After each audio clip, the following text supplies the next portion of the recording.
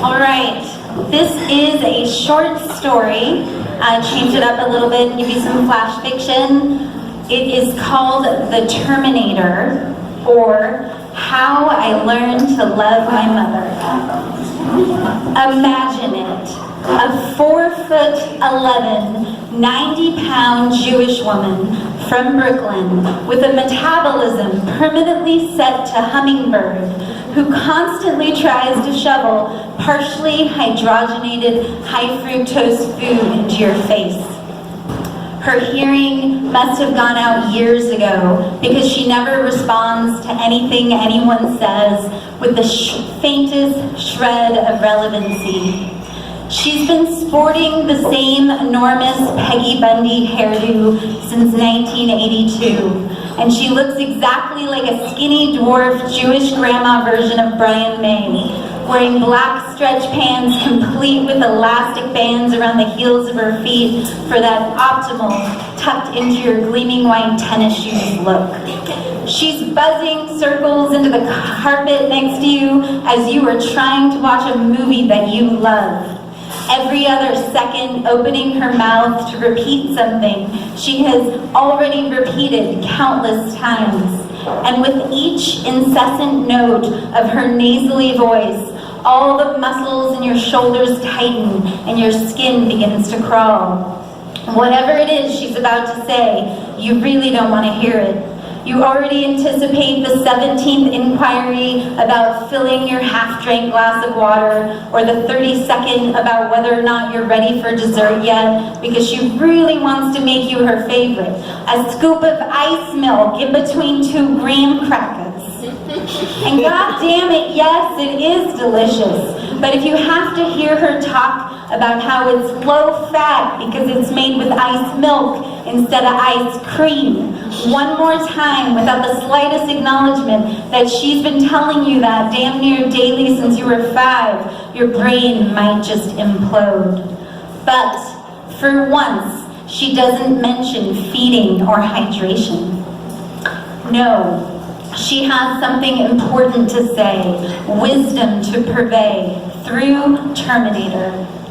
See? And that's why you should never list your home address in a phone book.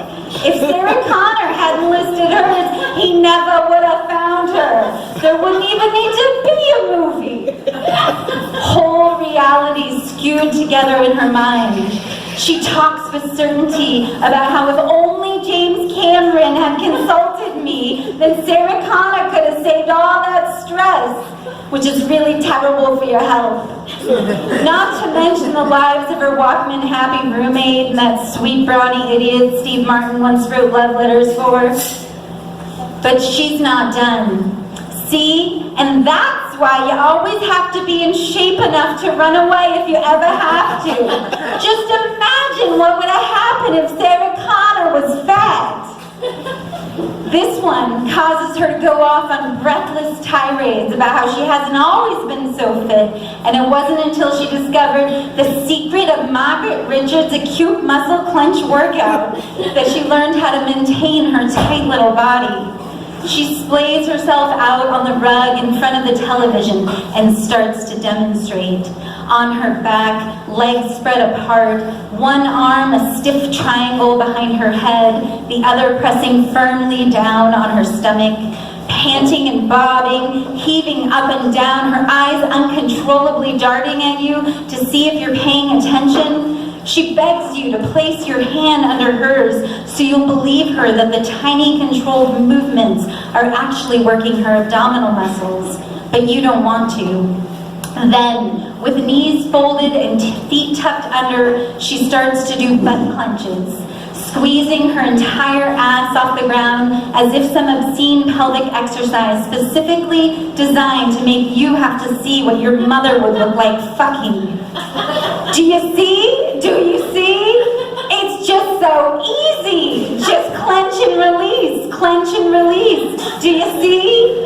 You see, you tell her, again and again, practicing your patience every second in her presence and equanimity test. And it can never just be a movie for you now. It is all of your mother's neuroses scrambled up with her butt-clenching wisdom, her panic, her principle, her inability to ever stop, because she can't be bargained with, she can't be reasoned with, she doesn't feel pity or remorse or fear. She absolutely will not stop, ever, until she's dead. And that's when you'll see it again without her. Excited to finally enjoy the steamy motel room scene the way you had always wanted, Sarah and Kyle's fingers clasping together. But the whole time, you won't be able to stop thinking about the fact that Kyle Reese has been freeballing it that entire time, naked and sweating inside rancid hobo pants. And then you'll hear your mother's voice. See? And that's why you should never have unprotected sex with such a dirty penis, even if he is a gorgeous virgin. And you'll realize it's too late. Your future has already been written. Thank you.